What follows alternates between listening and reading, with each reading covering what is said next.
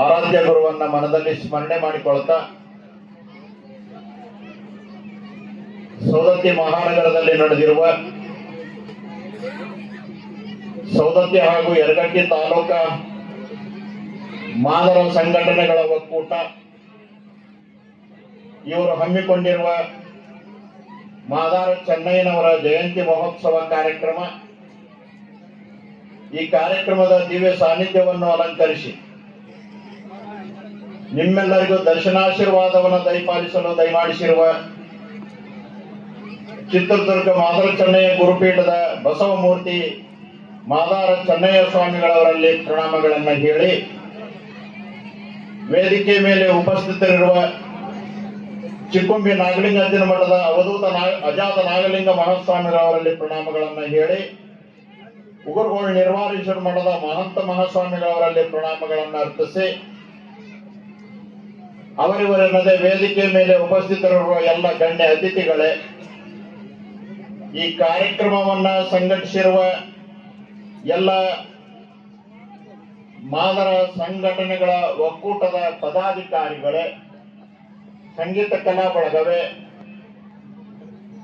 ಈಗಾಗಲೇ ಹಸಿವನ್ನು ತಾಳಲಾರದೆ ಪ್ರಸಾದದ ಕಡೆ ಹೋಗಿರುವ ಎಲ್ಲ ಮಾತೆಯರೇ, ಹೊತ್ತಾದ್ರೂ ಕೂಡ ಗುರುಗಳ ಆಶೀರ್ವಚನವನ್ನು ಆಲಿಸಬೇಕು ಅಂತೇಳಿ ಭಕ್ತಿ ಭಾವನೆಯಿಂದ ಕುಳಿತಿರುವ ಎಲ್ಲ ಮಾತೆಯರೇ, ನಿಮ್ಮೆಲ್ಲರ ಅಂತರಾತ್ಮಕ್ಕೆ ಅನಂತ ಶರಣ. ಇವತ್ತು ಮಾದಾರ ಚೆನ್ನಯ್ಯನವರ ಬಗ್ಗೆ ಹಾಗೆಯೇ ಸಮಾಜ ಸಂಘಟನೆಗಳ ಬಗ್ಗೆ ಬಹಳಷ್ಟು ವಿಚಾರಗಳನ್ನ ಎಲ್ಲರೂ ಕೂಡ ಹೇಳ್ಕೊಂಡು ಬಂದಿದ್ದಾರೆ. ಈಗ ಬಹಳ ಸಮಯ ಆಗ್ಯದ, ಮಾತಾಡಕ್ ಹೋಗಂಗಿಲ್ಲ. ಸಮಾಜದ ಒಳಗೆ ಎರಡು ಪ್ರಕಾರ, ಒಂದು ನಿರ್ಜೀವ ಸಮಾಜ, ಇನ್ನೊಂದು ಸಜೀವ ಸಮಾಜ. ಯಾವುದು ಅಂದ್ರ ವಿದ್ಯೆ ಇಲ್ಲ, ಸಂಸ್ಕಾರವಿಲ್ಲ, ಯಾವ್ಯಾವುದೂ ಇದು ಇಲ್ಲದೆ ಇರುವಂತ ಸಮಾಜಕ್ಕೆ ನಿರ್ಜೀವ, ಜೀವ ಇಲ್ಲದೆ ಸಮಾಜ ಅಂತ ನಾವು ಕರಿತೇವೆ. ಯಾವ ಸಮಾಜಕ್ಕೆ ಸಂಸ್ಕಾರ ವಿದ್ಯೆ ಇರ್ತದ ಅದಕ್ಕೆ ಸಜೀವ ಸಮಾಜ ಅಂತ ನಾವು ಕರಿತೇವೆ. ಅದಕ್ಕಾಗಿನ ಇವತ್ತು ನಿರ್ಜೀವವಾಗಿ ವಿದ್ಯೆ ಸಂಸ್ಕಾರದಿಂದ ದೂರ ಉಳಿದು ನಿರ್ಜೀವ ಸಮಾಜವಾಗಿರುವ ಈ ಸಮಾಜವನ್ನ ಸಜೀವ ಸಮಾಜವನ್ನಾಗಿ ಮಾಡುವ ಪ್ರಯತ್ನವನ್ನ ಇವತ್ತು ಯಾರು ಮಾಡಿಕೊಂಡು ಬರ್ತಾ ಇದ್ದಾರೆ ಅಂದ್ರೆ ನಿಮ್ಮ ಸಮಾಜದ ಮಾದರ ಚೆನ್ನಯ್ಯ ಬಸವ ಮಾದರ ಚೆನ್ನಯ್ಯ ಸ್ವಾಮಿಗಳವರು ಮಾಡ್ಕೊಂಡು ಬರ್ತಾ ಇದ್ದಾರೆ ಅನ್ನೋದನ್ನ ನೀವು ಅರ್ಥಕೋಬೇಕು. ಅವರ ಮಾರ್ಗದರ್ಶನದ ಒಳಗೆ ಅವರ ಹೇಳಿರುವ ಮಾತುಗಳದವ. ಹಾಗೇನೆ ಮಾದರ ಚೆನ್ನಯ್ಯನವರ ಆದರ್ಶದ ಭಕ್ತಿ ಮಾರ್ಗದ ಅದ್ರೊಳಗ ನಡೆದ್ರಿ ಅಂದ್ರೆ ಖಂಡಿತವಾಗಲೂ ಕೂಡ ಎಲ್ಲರಿಗೂ ಕೂಡ ಒಳ್ಳೇದು ಹಾಕೊಂಡು ಬರ್ತದ ಅನ್ನೋ ಮಾತುಗಳನ್ನ ನಾ ತಿಳಿಪಡಿಸ್ತೇನೆ. ಮಾದಾರ ಚೆನ್ನಯ್ಯನವರ ಬಗ್ಗೆ ಬಹಳ ಸುಂದರವಾಗಿ ಎಲ್ಲರೂ ಮಾತಾಡ್ಕೊಂಡು ಬಂದಿದ್ದಾರೆ, ಎಲ್ಲರೂ ಹೇಳಿದ್ದಾರೆ. ಇವತ್ತು ದೇವರನ್ನ ಹುಡ್ಕೊಂಡು ನೀವೆಲ್ಲ ಹೋಗ್ತೀರಿ, ಆ ದೇವರು, ಆ ಗುಡಿ, ಆ ಜ್ಯೋತಿರ್ಲಿಂಗ, ಆ ದೇವರನ್ನ ಹುಡುಕು ಅಲಿತಿರ್ತೀರಿ ನೀವೆಲ್ಲ. ಅಲ್ಲದನ ದೇವರು, ಇಲ್ಲದನ ದೇವರು ಅಂತೇಳಿ. ಆದ್ರೆ ಮಾದಾರ ಚೆನ್ನಯ್ಯನವರು ದೇವರನ್ನ ಹುಡುಕೊಂಡು ಹೋಗ್ಲಿಲ್ಲ. ತಾವು ಮಾಡುವ ಗುಪ್ತ ಭಕ್ತಿಯಿಂದನ ಸಾಕ್ಷಾತ್ ದೇವರೇ ತನ್ನ ಮನೆಗೆ ಬರುವಂತ ಮಾಡಿರುವ ಕೀರ್ತಿ ಯಾರಿಗೆ ಸಲ್ತದಂದ್ರೆ ಮಾದಾರ ಚೆನ್ನಯ್ಯನವರಿಗೆ ಸಲ್ತದ ಅನ್ನೋದನ್ನು ನೀವು ನೆನಪಿಡಬೇಕು. ಅಂತ ಗುಪ್ತ ಭಕ್ತಿಗೆ ಹೆಸರಾಗಿರುವಂತವ್ರು ಯಾರು ಅಂದ್ರೆ ಮಾದಾರ ಚೆನ್ನಯ್ಯನವರು. ಮಾದಾರ ಚೆನ್ನಯ್ಯನವರ ಜೀವನದ ಚರಿತ್ರೆ ನಮಗೆ ಏನು ತಿಳಿಸ್ತದಂದ್ರ ನಾವು ಯಾವ ರೀತಿ ಭಕ್ತಿ ಮಾಡಬೇಕು ಅನ್ನೋದನ್ನ ಇಡೀ ಜೀವನದ ಚರಿತ್ರೆ ನಮ್ಗೆ ತಿಳಿಸ್ಕೊಂಡು ಬರ್ತದೆ. ಆಂತರಿಕ ಭಕ್ತಿ, ಬಾಹ್ಯ ಭಕ್ತಿ ಎರಡಿರ್ತಾವ. ರೊಕ್ಕಿದ್ದವ ಆಡಂಬರದ ಬಾಹ್ಯ ಭಕ್ತಿಯನ್ನು ಮಾಡ್ಕೊಂಡು ಬರ್ತಾನ, ಆಡಂಬರ ವೈಭವದ ಪೂಜೆಯನ್ನು ಮಾಡ್ಕೊಂಡು ಬರ್ತಾನ. ಆದರೆ ಒಬ್ಬ ಬಡವ ಆಂತರಿಕ ಭಕ್ತಿ ಇರ್ತದ, ಗುಪ್ತ ಭಕ್ತಿ ಇರ್ತದ. ಇವೆರಡೂ ಭಕ್ತಿ ಹೆಂಗಿರ್ಬೇಕು, ನಿಜವಾದ ಭಕ್ತಿ ಯಾವುದು ಅನ್ನೋದನ್ನ ಈ ಚರಿತ್ರೆ ನಮಗೆ ತಿಳಿಸ್ಕೊಂಡು ಬರ್ತದ. ಅದಕ್ಕಾಗಿ ಒಂದು ವಚನ ಬರ್ತದ. ಶರಣರ ಜೀವನ ಹೆಂಗಿತ್ತು ಅಂದ್ರೆ ಮನೆ ನೋಡ ಬಡವರು, ಮನ ನೋಡ ಘನ, ಸೋಂಕಿನಲು ಸುಖಿ, ಸರ್ವಾಂಗ ಕಲಿ, ಪಸರಕ್ಕನುವಿಲ್ಲ ಬಂದ ತತ್ಕಾಲಕ್ಕೊಂಡು ನಮ್ಮ ಕೂಡಲ ಸಂಗನ ಶರಣರು ಸ್ವತಂತ್ರ ಧೀರರು ಅನ್ನೋ ಮಾತುಗಳನ್ನ ವಚನದ ಒಳಗೆ ಬರ್ಕೊಂಡು ಬರ್ತಾರೆ. ಮಾದಾರ ಚೆನ್ನಯ್ಯನವರ ಕುಟುಂಬ ನಿಮ್ಗೆಲ್ಲ ಗೊತ್ತದ. ಮನೆ ನೋಡಿದ್ರೆ ಬಡವರು, ಆದ್ರ ಮನ ನೋಡಾಗಣ ಮನಸ್ಸು ಬಹಳ ದೊಡ್ಡದು, ವಿಶಾಲ ಇರ್ತದೆ. ಇಡೀ ಜಗತ್ತನ್ನೇ ಪರಮಾತ್ಮನ ಸ್ವರೂಪ ಅಂತೇಳಿ ಕಾಣುವ ಸ್ವಭಾವ ಮಹಾತ್ಮರಲ್ಲಿ ಇರ್ತದೆ. ಮನೆ ನೋಡ ಬಡವರು, ಮನ ನೋಡ ಗಣ, ಸೋಂಕಿನಲ್ಲಿ ಸುಖಿ.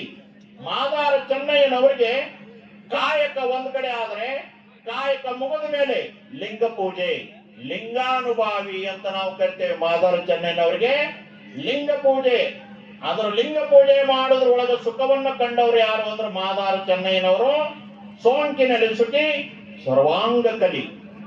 ಅಂದ್ರ ಧೀರರು ಯಾರು, ವೀರ ಅಂದ್ರೆ ಯಾರಪ್ಪ ಅಂದ್ರ ಮಾದಾರ ಚೆನ್ನಯ್ಯನವ್ರ ಹೆಂಗ ಭಕ್ತಿ ಮಾಡ್ತಾರೋ ಅವರೇ ನಿಜವಾದ ವೀರರು ಅಂತ ನಾವು ಕರ್ಕೊಂಡು ಬರ್ತೇವೆ. ಪಸರಕ್ಕನುವಿಲ್ಲ ಬಂದ ತತ್ಕಾಲಕ್ಕುಂಟು. ಆಸೆ ಅನ್ನೋದು ಅವರಲ್ಲಿ ಇರಲಿಲ್ಲ, ಸಂಗ್ರಹ ಬುದ್ಧಿ ಅವರಲ್ಲಿ ಇರಲಿಲ್ಲ. ಪಸರಕ್ಕನುವಿಲ್ಲ, ಸಂಗ್ರಹ ಬುದ್ಧಿ ಇರಲಿಲ್ಲ. ಇವತ್ತು ದೇವರೇನು ಕೊಡ್ತಾನ ಅಷ್ಟರ ಮೇಲೆ ತೃಪ್ತಿ ಭಾವವನ್ನು ಹೊಂದಿ ತಮ್ಮ ಕಾಯಕ ದಾಸೋಹಕ್ಕ ಹೆಸರಾಗಿರುವಂತವ್ರು ಯಾರು ಅಂದ್ರೆ ಮಾದಾರ ಚೆನ್ನಯ್ಯನವರು ಅನ್ನೋದನ್ನ ನಾವು ಮರಿಬಾರದು. ಅದಕ್ಕಾಗಿ ಮಾದಾರ ಚೆನ್ನಯ್ಯನವರ ಒಂದು ಬದುಕು, ಆದರ್ಶ, ಸರಳ ಜೀವನ ಅದನ್ನ ನಾವು ಮುಂದಿಟ್ಟುಕೊಂಡು ನಾವು ಇವತ್ತು ಹೋಗ್ಬೇಕಾಗ್ಯದ.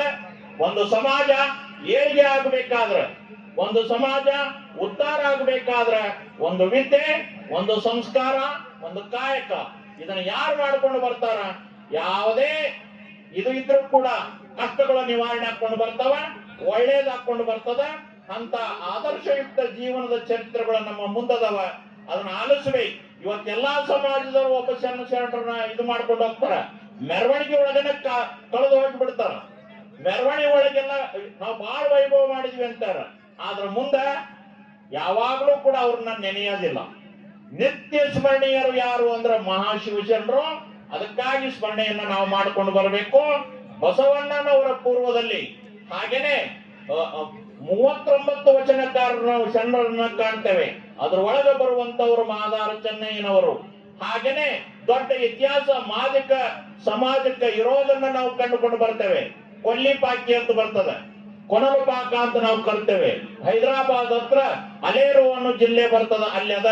ಅವತ್ತಲ್ಲಿ ಸೋಮೇಶ್ವರ ದೇವಾಲಯದ, ಸೋಮೇಶ್ವರ ದೇವಾಲಯದ ಸುತ್ತ 18 ಮಠಗಳದವ. ಆ 18 ಮಠಗಳಲ್ಲಿ ಮಾದಿಗ ಮಠಂ ಅಂತನೂ ಒಂದದ. ಅಂದ್ರೆ ಮಾದಿಗ ಮಠಂ ಅಂತ ನಾವು ಕಾಣ್ತೇವೆ.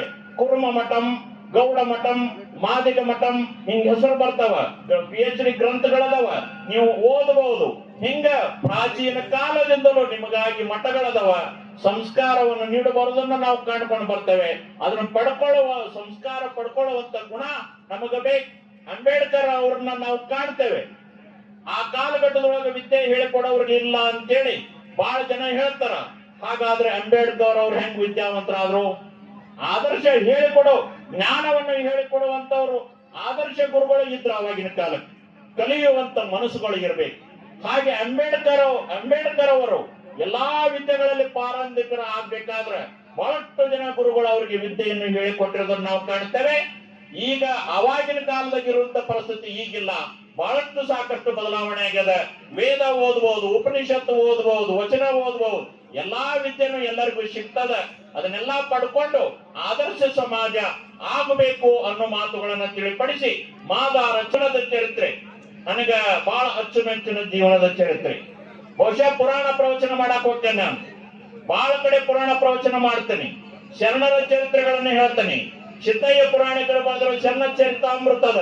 ಆ ಶರಣ ಚರಿತಾಮೃತ ಎಲ್ಲಾದ್ರೂ ಹೇಳಬೇಕಾಗಿತ್ತು ಅಂದ್ರೆ ಮೊದಲಿಗೆ ನಾ ಹೇಳೋದೆ ಭಕ್ತಿಗೆ ಹೆಸರಾಗಿರುವ ಮಾದಾರ ಚೆನ್ನಯ್ಯನವರ ಚರಿತ್ರೆಯನ್ನು ಮೊದಲಿಗೆ ನಾ ಹೇಳ್ತೇನೆ.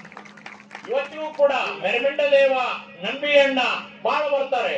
ತಮಿಳುನಾಡಿನ ಪೆರಿಯ ಪುರಾಣದ ಒಳಗೆ ಬಹಳಷ್ಟು ಜನ ಕೆಳಸ್ತರದ ಸಮುದಾಯದ ಶರಣರಾಗಿ ಹೋಗೋದನ್ನ ನಾವು ಕಾಣ್ತೇವೆ.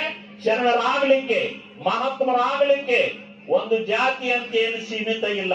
ಯಾರು ಬೇಕಾದ್ರೂ ಕೂಡ ಭಕ್ತಿ ಯಾರು ಮಾಡ್ತಾರ ಅವರು ಶರಣರಾಗಬಹುದು. ಆದರ್ಶ ಭಕ್ತಿ ಮಾಡಿಕೊಂಡು ಬರಬೇಕು ಅನ್ನೋ ಮಾತುಗಳನ್ನ ಈ ಸಂದರ್ಭದಲ್ಲಿ ತಿಳಿಪಡಿಸಿ ಶಿಕ್ಷಣ, ವಿದ್ಯೆ, ಸಂಸ್ಕಾರ, ಕಾಯಕ ಇದು ಉನ್ನತ ಮಟ್ಟಕ್ಕೆ ಮನುಷ್ಯನನ್ನ ಏರಿಸ್ತದ ಅನ್ನೋ ಮಾತುಗಳನ್ನ ಈ ಸಂದರ್ಭದಲ್ಲಿ ತಿಳಿಪಡಿಸಿ, ಇಲ್ಲಿ ಬಹಳ ಸುಂದರವಾಗಿ ಎಲ್ಲರೂ ಕೂಡ ಕಾರ್ಯಕ್ರಮ ಮಾಡ್ಕೊಂಡು ಬಂದಿದ್ದೀರಿ. ನಿಮ್ಮ ಸಮಾಜದ ಸಂಪರ್ಕ ನಮ್ಗೆ ಚೆನ್ನಾಗಿದೆ. ಬಹಳ ಕಡೆ ನಾವು ಅಡ್ಡಾಡ್ತೇವೆ. ಈಗಾಗಲೇ ಬಹಳಷ್ಟು ಪರಿವರ್ತನೆ ಸಿಟಿ ಒಳಗಂತೂ ಏನೂ ಇಲ್ಲ, ಭೇದ ಭಾವ ಸ್ವಲ್ಪ ಎಲ್ಲ ಹೋಗ್ಯಾವ. ಇನ್ನು ಹಳ್ಳಿ ಒಳಗನ ಅಲ್ಲೆಲ್ಲ ಒಂದಿಷ್ಟು ಉಳ್ದಾವ. ಅದೇ ನೋವಿನ ವಿಷಯ. ಎಷ್ಟು ನೋವಿನ ವಿಷಯ ಅಂದ್ರೆ, ನಾವು ಸ್ವಾಮಿಗಳಾದವರು ಹೇಳ್ತೇವೆ ಜನಗಳಿಗೆ, ಆದ್ರೆ ಕೇಳೋದ ಇಲ್ರಿ. ಈ ದೊಡ್ಡ ಸಮಾಜ ಕೆಲವೊಬ್ರು ಇರ್ತಾರಲ್ರಿ, ಒಂದ್ ವೇಳೆ ನಾವೇನು ಮಾಡಕ್ಕಾದ್ರೆ ನಮ್ಮನ್ನ ಮಠ ಬಿಟ್ಟು ಹೊಡಿಸ್ತಾರ. ಮಠ ಕಟ್ಟಿಕೊಟ್ಟವ್ರು ಯಾರು? ದೊಡ್ಡ ಸಮಾಜದವರಲ್ಲ. ದೊಡ್ಡ ಸಮಾಜದವ್ರು ಮಠ ಕಟ್ಟಿ ಕೊಟ್ಟಿರ್ತಾರ, ಅವರ ವರ್ತನಕ್ಕೆ ನಾವು ಸಿಕ್ಕಾಕೊಟ್ಟಿರ್ತೇವೆ. ನಾವು ಮಠ ಬಿಟ್ಟು ಹೋಗಿ ಆದರ್ಶ ಮೆರಿಬೇಕು, ಮಠ ಬೇಕಪ್ಪ ಅಂದ್ರ ಇನ್ನು ಹಿಂಗೆಲ್ಲ ಅದಾವ. ಒಂದ್ ಕಡೆ ಪುರಾಣಕ್ಕೆ ಹೋಗಿದ್ದೆ, ಘಟನೆ ಹೇಳ್ತೇನೆ, ಸುಮ್ನೆ ಕೇಳ್ರಿ. ಪುರಾಣಕ್ಕೆ ಹೋದಾಗ ಇಡೀ ಊರ್ ಮಂದಿ ಬಂದು ಕುಂದಿರ್ತಿದ್ರು. ಅಲ್ಲಿ ಇಡೀ ಊರ್ ಮಂದಿ ಬಂದು ಕುಂದಿರ್ತಿದ್ರು. ನಾನು ಸ್ವಭಾವ ನಾಳೆ ದಿವಸ ಸಮಾನತೆ ಬರಲಿ, ಎಲ್ಲರೂ ಕೂಡ ಒಂದಾಗಿ ಪ್ರಸಾದ ಮಾಡ್ಲಿ ಅಂತೇಳಿ ನಾಳೆ ದಿವಸ ಇಡೀ ಊರಿನ ಜನ ಕರಿಗಡಬು ತಂದು ಹಾಕ್ರಿ ಅಂದೆ. ಯಾವ ಊರಂತ ಹೇಳಂಗಿಲ್ಲ, ಕರಿಗಡಬು ತಂದು ಹಾಕ್ರಿ ಅಂದೆ. ಕರಿಗಡಬು ತಂದು ಹಾಕ್ರಿ ಅಂದ ಕೂಡ್ಲೆ ಎಲ್ಲರೂ ಒಪ್ಕೊಂಡ್ರು, ಬಹಳ ಖುಷಿ ಆದ್ರು. ಎಲ್ಲಾ ಜಾತಿ ಜನಾಂಗದವರು ಇದ್ರಲ್ಲಿ. ಅವಾಗ ಮರುದಿವ್ಸ ಕರಿಗಡಬು ತಂದು ಹಾಕೋದು ಇನ್ನೂ 2 ದಿನ ಇರ್ತದು. ಅವಾಗ ಊರ್ ಗೌಡ್ರು ಓಡಿ ಬಂದ್ರು ನನ್ನ ಹತ್ರ. ಬಂದ್ ಏನ್ ಹೇಳಿದ್ರ ಅಂದ್ರ, ಅಚ್ಚಾರ ಅವತ್ತಿನ ದಿವಸ ಕರಿಗಡಬು ಪ್ರಸಾದ ಅಷ್ಟು ನಮ್ದಾರಿ ಅಂದ್ಬಿಟ್ಟ. ನನಗ ಅಂದ ಕೂಡ್ಲೆ ಅವಾಗ ಆಯ್ತಪ್ಪ, ಒಬ್ಬನ ಸೇವೆ ಮಾಡ್ತಿದ್ರು ಮಾಡು ಅಂದೆ.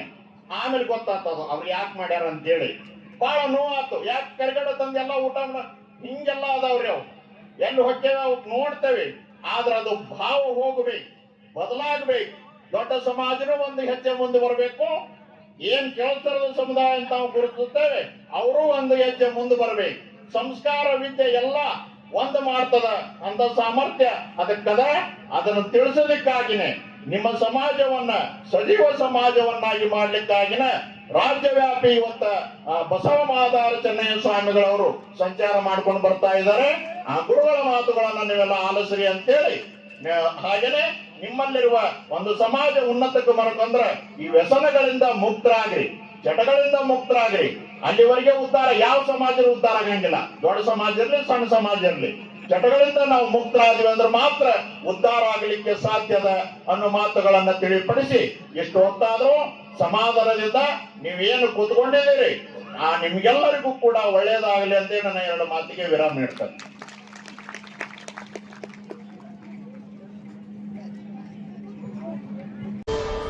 ದ ವಾಯ್ಸ್ ಆಫ್ ಮಾದಿಗ, ನಿಮ್ಮಿಂದ ನಿಮಗಾಗಿ, ಸತ್ಯದ ಪರವಾಗಿ, ಸಮಾನತೆಯ ಹಾದಿಯಲ್ಲಿ.